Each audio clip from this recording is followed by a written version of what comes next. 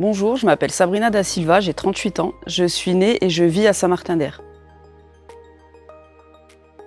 Ça fait actuellement un peu plus de 17 ans que je travaille dans un grand hypermarché de la commune, tout proche de Nerpic. Ma grande passion, ce sont les livres, du thriller au polar, la romance, le contemporain. Je lis de tout, j'aime tout. Et chez moi, les étagères débordent, c'est une grande bibliothèque. Et c'est cette passion qui m'a conduite à faire plusieurs projets. J'ai créé ma maison d'édition, les éditions Legacy. J'ai partagé sur les réseaux sociaux beaucoup de chroniques littéraires. Et j'ai cofondé l'association du livre à la plume avec une amie. Au travers de l'association du livre à la plume, mon but c'était surtout de promouvoir des auteurs, qu'ils soient locaux ou extérieurs, de proposer aux Martinairois un salon du livre pour qu'ils puissent échanger avec les auteurs et partager cette passion du livre. En 2019 a eu lieu notre premier salon du livre et après la période Covid, on a maintenu une fréquence de 2 salons par an et sans justement encore une fois le soutien de la ville qui nous a prêté les locaux, le projet aurait pu ne pas naître du tout. Donc je suis très reconnaissante.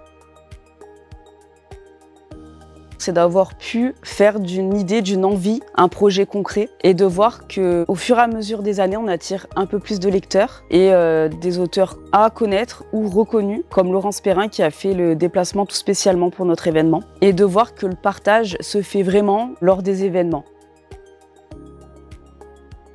C'est aussi pouvoir s'épanouir dans sa passion. Et si à mon petit niveau, j'ai pu, en créant le salon du livre, donner l'envie aux Martinairois, petits et grands, de se mettre à la lecture, pour moi c'est déjà une vraie réussite. Je suis très honorée d'avoir été choisie pour le parcours Martinairois inspirant. Même si mon premier ressenti était la surprise, je trouve que ce projet est vraiment super. Ça témoigne de la diversité des talents qu'on a dans notre ville. Et ça nous montre aussi que la réussite est à la portée de tous. Il faut simplement s'en donner les moyens.